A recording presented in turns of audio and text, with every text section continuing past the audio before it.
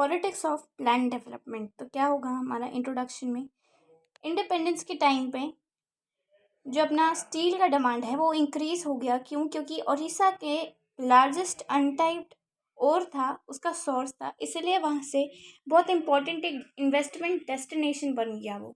अब इंडिया में economy independence के टाइम से, अभी हम बुक में जितने भी चैप्टर्स करने वाले हैं ना, इंडिपेंडेंस के टाइम से लेके टिल प्रेजेंट टाइम्स तक हर चैप्टर हमें कहीं ना कहीं लेके जाएगा 12th क्लास के अंदर।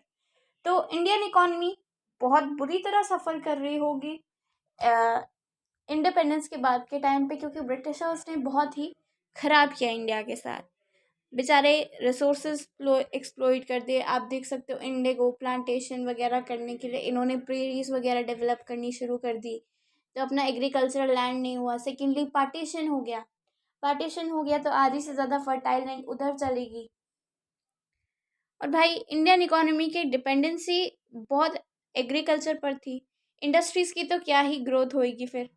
इंफ्रास्ट्रक्चर यानी सड़कें, बिजली, पानी, मार्केट नहीं था, बेसिक फैसिलिटीज़ नहीं थी लोगों के पास।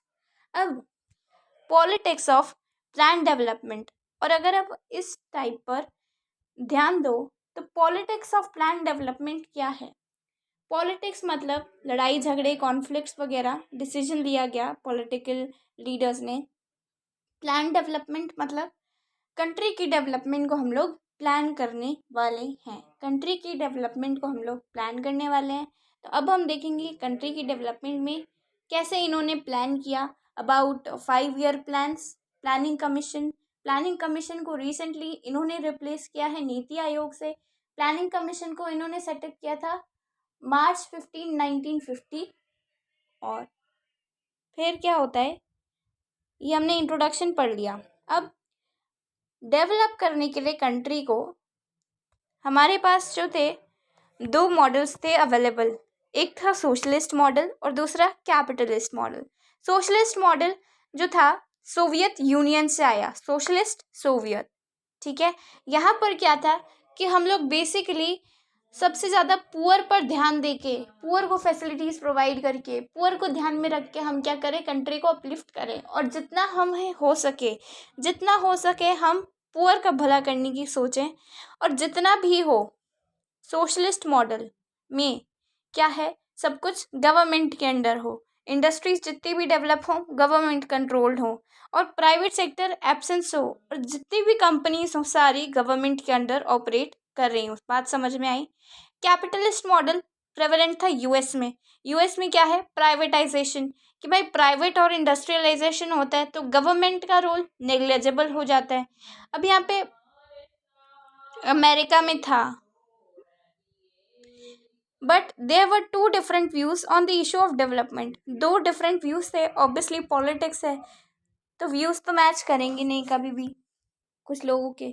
तो जो लेफ्ट विंग के थे वो सोशलिस्ट मॉडल यानी यूएसएसआर का मॉडल सपोर्ट कर रहे थे। राइट विंग में थे जो कि कैपिटलिज्म सपोर्ट कर रहे थे, जो यूएसए से आया था।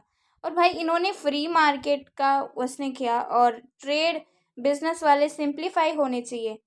अब प्राइवेट सेक्टर इंकरेज करना चाहिए। अब उसमें बाद क्या किया इंडियन गवर्नमेंट ने, क्या किया, मिक्स्ड इकोनॉमी का सिस्टम अडॉप्ट किया। ना यूएसएसआर से सलाह ली ना यूएस से सलाह ली। ऐसे ही हमारे कॉन्स्टिट्यूशन में इन्होंने इंटरप्ट किया क्या, जो हमारी कंट्रीज में अदर कंट्रीज के लिए में से हमारी कंट्री के लिए सबसे फायदेमंद, प्रेवलेंट, ज़रूरी, अच्छा था, वो इन्होंने निकाल लिया।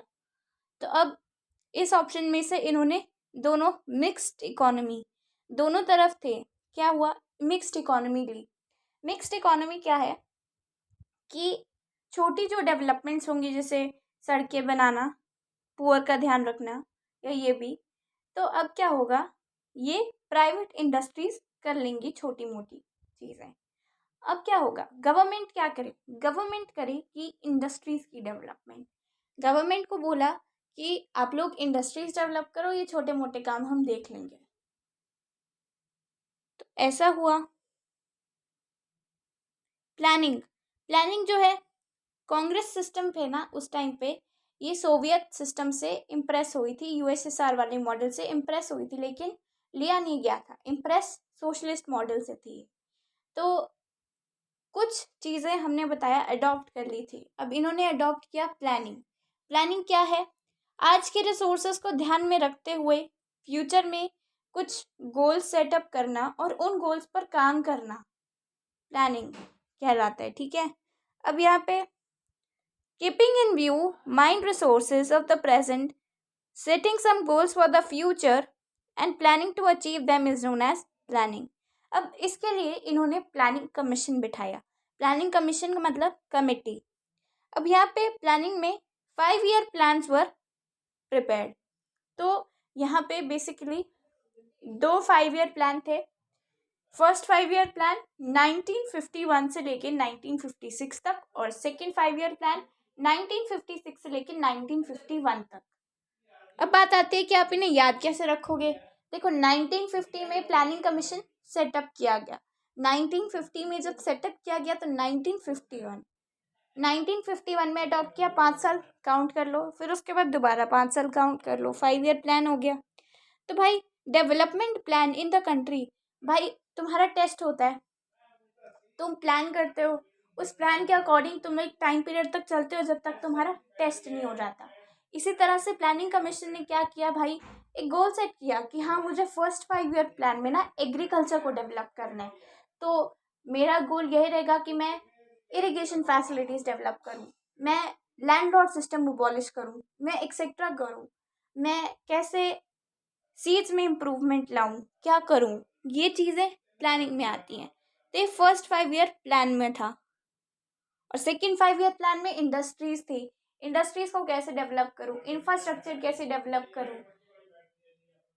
ठीक है, फिर उसके बाद इसको रीनेम कर दिया भाई नीति आयोग। नीति आयोग की full form national institute for transformation of India. तो Jan 1, 2015 को ये हुआ। 5 ईयरली प्लान्स के बारे में कुछ जान लेते हैं। फर्स्ट 5 ईयर प्लान इम्प्लीमेंट किया इसको 1951 में, 1956 तक ये चला। चीफ प्लानर का नाम था KN राज। एग्रीकल्चर पे फोकस था। और भाई इसका मेन मोटिव क्या था, ब्रिटिशर्स के जाने के बाद जस्ट टाइम ऑफ इंडिपेंडेंस था ये। तो ये क्या हुआ कि हमें कंट्री को गरीबी से, पोवर्टी से बाहर लाना है, पोवर्टी की साइकिल से बाहर लाना है। लैंड रिफॉर्मेशन मतलब एग्रीकल्चर रिफॉर्मेशन दोबारा बनाना। अब सेकेंड 5 ईयर प्लान 1956 से 1961 तक, इसको 1950 चीफ प्लानर या main planner PC Mahalanobis. Purpose क्या था, इंडस्ट्रीज डेवलप करनी, प्रमोशन ऑफ इंडिजीनियस इंडस्ट्रीज। याद होगा लास्ट ईयर हमने चैप्टर पढ़ा था डिस्प्लेसिंग इंडिजीनियस पीपल। इंडिजीनियस का मतलब जो देश में रहने वाले लोग होते हैं। इंडिजीनियस इंडस्ट्रीज का मतलब यहाँ से बना कि जो हमारी कंट्री की इंडस्ट्रीज है इन्हें हम डेवलप करें। इससे क्या होगा कि हमारा इंपोर्ट यानी जो बाहर से हम लोग मंगवा रहे थे वो कम हो और एक्सपोर्ट ज़्यादा हो। फिर उसके बाद डेवलपिंग इंफ्रास्ट्रक्चर हमें डेवलप करना है। इलेक्ट्रिसिटी डेवलप हुई, ट्रांसपोर्ट डेवलप हुई, स्टील कम्युनिकेशन डेवलप हुआ। अब देखो प्रॉब्लम्स क्या थी एग्रीकल्चर पर। प्रॉब्लम्स थी कि लैंडलॉर्ड सिस्टम होता था, इरिगेशन फैसिलिटीज़ नहीं होती थी, डिपेंडेंसी रेनफॉल पर होती थी, प्रोडक्टिविटी भी लो होती थी, लैंड रिफॉर्मेशन। अब लैंड यूज़ में हम लोग चेंजेस कैसे लाए, देखो अबोलिशन ऑफ लैंडलॉर्ड सिस्टम मतलब हमने ज़मींदारी सिस्टम ख़त्म कर दिया, डैम्स बना दिए। डैम्स क्या होते हैं, बेसिकली बड़े बड़े कुएं जिनमें हम लोग वाटर स्टोर करके रख सकते हैं, तो ये प्रिजर्व करता है at the time of rainfall. तो अब ये क्या हुआ, डैम्स की वजह से जो रेनफॉल पर डिपेंडेंसी होती थी लोगों की ये कम हो गई। और भाई हमने ज्योग्राफी में पढ़ा था कि वीट और राइस के किसी जगह से हमने दूसरी कंट्री से एक्सपोर्ट किए थे तो क्वालिटी बढ़ गई। तो यहाँ पे क्या हुआ, प्रोडक्टिविटी इंक्रीज हो गई। अब एक दिक्कत आ गई, फूड क्राइसिस कैसे आए। सेकेंड 5 ईयर प्लान में मैंने जैसा आपको बताया कि इनका फोकस था कि हम लोग इंडस्ट्रीज़ को डेवलप करेंगे। अब जैसे ही ये लोग इंडस्ट्रीज़ को डेवलप करने पर चलते हैं ना तो एग्रीकल्चर डिक्लाइन हो जाते हैं, मतलब एग्रीकल्चर से अपना ध्यान हटा लेते हैं ये। ठीक है, तो क्या होता है, फूड क्राइसिस आ जाते हैं उसकी वजह से। ये सारा कुछ इंडस्ट्रीज होता है। तो 5 year plan, focus on agriculture because Indo China war. और क्या होता है, चाइना और इंडिया के बीच में वॉर होती है 1952 में। और फिर क्या होता है, अमेरिका से इंक्रीजिंग प्रेशर, भाई फूड क्राइसिस आएंगे, हम क्या करेंगे, भूखे मरेंगे, नहीं इंपोर्ट करवाएंगे। इन्होंने अमेरिका से सामान वगैरह इंपोर्ट करना शुरू किया, तो ये प्रेशर इंक्रीज हो गया। अब क्या हुआ, जैसे ही चाइना वॉर ख़त्म हुई, भाई इन लोगों में अक्ल आ गई, हम लोग एग्रीकल्चर पर फोकस करेंगे। ग्रीन रेवोल्यूशन आया। ग्रीन रेवोल्यूशन मतलब एक ऐसा टाइम पीरियड जहाँ पे बहुत इंक्रीज हुआ था फूड ग्रेन प्रोडक्शन में। This was the time period of 1964 to 1967। तो ये कैसे आया, ग्रोइंग प्रॉब्लम फूड ग्रेन की बढ़ती जा रही थी, तो कंट्री में ग्रोथ ऑफ फूड ग्रेन, अभी भाई फूड ग्रेन पर इसका फोकस हो गया, तो इसीलिए गवर्नमेंट ने क्या किया, गुड क्वालिटी सीड्स ले आए, farmers to produce according to the land, मतलब कुछ प्रोफेशनल्स ने इन्हें दिया, और उसके बाद हेल्प और भी किए। तो इसके पॉजिटिव और नेगेटिव इफेक्ट्स भी होते हैं, जैसा कि हम जानते हैं हर एक सिक्के के दो पहलू होते हैं। तो यहाँ पे पॉजिटिव इफेक्ट्स भी थे और नेगेटिव इफेक्ट्स भी थे। पॉजिटिव इम्पैक्ट्स क्या हुए कि फूड प्रोडक्शन इंक्रीज हो गया, कंट्री सेल्फ रिलायंट हो गया फूड प्रोडक्शन में, मतलब किसी और पर डिपेंडेंट नहीं रहना पड़ा for food resources at least. Technology agriculture के लिए यूज़ की जाने लगी। मिडिल क्लास पेजेंट्री इंक्रीज हो ही लगी। देखो, एक आती है अपर क्लास प्रेजेंट्री, एक आती है लोअर क्लास प्रेजेंट्री, और एक आती है middle class peasantry. Rise in middle class peasantry कैसे हुआ, तो लोअर से लेवल से मिडिल ही आएगा, वो अमीर से गरीब तो नहीं होगा, ऐसा हुआ। तो middle class, commercialisation of agriculture. Commercialisation का मतलब किसी न किसी तरह से हमें फ़ायदा हो, किसका फ़ायदा हो एग्रीकल्चर से, यानी हमने एक्सपोर्ट करना शुरू करा, हमें एग्रीकल्चर से फ़ायदा होना शुरू हुआ। अब नेगेटिव इफ़ेक्ट्स क्या होते हैं, हाँ माना इंक्रीज तो हुआ, लेकिन सिर्फ कुछ वेराइटीज़ ऑफ क्रॉप्स में, लाइक वीट और राइस। तो ये जहाँ वीट राइस उगता वहीं पे ऑब्वियसली प्रॉफिट होगा। फॉर एग्जांपल यहाँ पंजाब, हरियाणा, उत्तर प्रदेश, तो ये ऐसी ही जगह पर सिर्फ वीट और राइस उगता, वहीं इंक्रीज हुआ था क्रॉप्स में। उसके बाद यहाँ पे इफेक्ट क्या था, रिच और पुअर, यानी गरीब और गरीब होता गया, अमीर और अमीर होता गया। तो सारी स्टेट्स को बेनिफिट नहीं मिला ग्रीन रेवोल्यूशन का। डेवलपमेंट में क्या क्या main problems I, first is agriculture versus industry. जैसा कि मैंने आपको पहले बताया कि फर्स्ट 5 ईयर प्लान में भाई साहब एग्रीकल्चर और इंडस्ट्रीज हमने फर्स्ट 5 ईयर प्लान में पढ़ा, और सेकेंड 5 ईयर प्लान में हमने पढ़ा इंडस्ट्रीज। तो इंडस्ट्रीज जो थे इंडिपेंडेंस के टाइम पे, तो इनकी हालत तो बहुत ही ख़राब थी। माना कि एग्रीकल्चर की कंडीशन थोड़ी इनसे ठीक थी, लेकिन गंदी तो वो भी थी, तो इंडस्ट्रीज तो कहाँ ही टिक पाती। तो भाई अपनी अपनी एरियाज़ की अपनी इम्पोर्टेंस होती थी। अब यहाँ पे दोनों एरियाज़ को डेवलप करना बहुत मुश्किल होता। अब मुश्किल हमें क्यों है भाई, दोनों एरियाज़ को डेवलप तो करना ही है।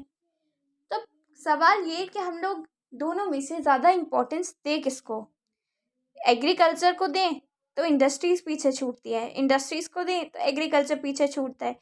एग्रीकल्चर देखो, एक तरह से एग्रीकल्चर क्या है, फूड क्रॉप का सोर्स है और रॉ मटेरियल का सोर्स है इंडस्ट्री से भी। और इंडस्ट्रीज जो है भाई डेवलपमेंट के लिए ज़रूरी है, कोई हमें डेवलप नहीं कहेगा, वैसी चीज़। तो ये था। अब इसीलिए प्रॉब्लम भाई थी एग्रीकल्चर और इंडस्ट्रीज़ की। प्राइवेट वर्सेस पब्लिक सेक्टर, अब ये मत कहना हमें नहीं पता कि प्राइवेट और पब्लिक सेक्टर क्या होता है। प्राइवेट सेक्टर मतलब प्राइवेट ओनरशिप, एक अकेला इंसान या ग्रुप ऑफ ह्यूमन बींग्स या ग्रुप ऑफ पीपल इसे हैंडल करते हैं, ये प्राइवेट ओनरशिप होता है। लॉस हुआ तो उसका, प्रॉफिट हुआ तो उसका। Public sector government operated, loss हुआ तो गवर्नमेंट का। तो ये सारा कुछ ऐसा हुआ। तो इंडिया मिक्स्ड इकोनॉमी अडॉप्ट किया, जैसे मैंने आपको पहले बताया इंडिया ने मिक्स्ड इकोनॉमी को अडॉप्ट किया। तो यहाँ पे बोथ प्राइवेट और पब्लिक सेक्टर थी। प्रॉब्लम हमें इन एरियाज को डेवलप कैसे करें। देखो पब्लिक सेक्टर जो है सोशल वेलफेयर के लिए नेसेसरी है, लेकिन एक तरफ दिक्कत ये है कि यहाँ पे करप्शन, लो प्रोडक्टिविटी जैसी दिक्कतें आती हैं।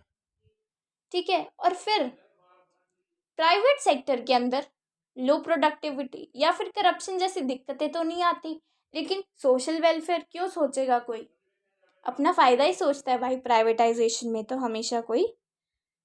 तो भाई ये सारा कुछ डिस्प्यूट्स होने लगे प्राइवेट और पब्लिक सेक्टर। अब बात कर लेते हैं प्लानिंग कमीशन, जिसने first 5 year plan, second 5 year plan बनाए तो थे। देखो डेवलपमेंटल प्लान्स बनाए थे 5 साल के लिए। इन्होंने 15 मार्च 1950 को इस्टेब्लिश किया। इसका मेन मकसद क्या था कि फ्यूचर के लिए हमें प्लान्स बनाने फॉर कंट्रीज डेवलपमेंट की कंट्री डेवलपमेंट हो सके। अब आ चुके हैं हम लोग इसके लास्ट टॉपिक पर, that is drawbacks of planning commission. क्या ड्रॉबैक क्या हो सकते हैं। प्लानिंग कमीशन जो था सेंट्रल गवर्नमेंट ने बनाया था, और भाई जितने भी प्लान्स थे बेसिकली सेंट्रल गवर्नमेंट बना रही थी और स्टेट गवर्नमेंट पर जबरदस्ती थोपे जा रहे थे। अब स्टेट गवर्नमेंट को इन्होंने रिप्रेजेंटेशन नहीं दी। भाई मान लो तुम्हारा टेस्ट है कल और सरप्राइज टेस्ट है, किसी ने कुछ बताया नहीं है तुम्हें इसके बारे में। भाई तुम्हारे इम्प्लीमेंटेशन हो ही जा रही है और तुम्हें किसी ने बताया नहीं है, तो तुम्हारे लिए भी कितना मुश्किल होगा इसे अडॉप्ट करना, राइट। तो ये सेंट्रल गवर्नमेंट भाई इम्पोज हो गया। अब रिप्रेजेंटेशन बताया ही नहीं तो ये इम्प्लीमेंट कैसे करेगी। उसके बाद पॉलिटिक्स तो वैसे ही आग का घी। तो ये भाई प्रॉब्लम्स थी, क्योंकि हर एक का जो भी होता, हर एक का मतलब कॉन्फ्लिक्ट तो होना ही है, पॉलिटिक्स है भाई। तो इनको इम्प्लीमेंट करने में ज़्यादा ही टाइम लग जाता। एक कहता हाँ सही है, दूसरा कहता ना सही है। अब दूसरा कि स्टेट्स को कितना मिलना चाहिए, रिसोर्सेज कितने देने चाहिए स्टेट को, this was the problem. And with this we are done with the chapter politics of planned development. Thank you so much.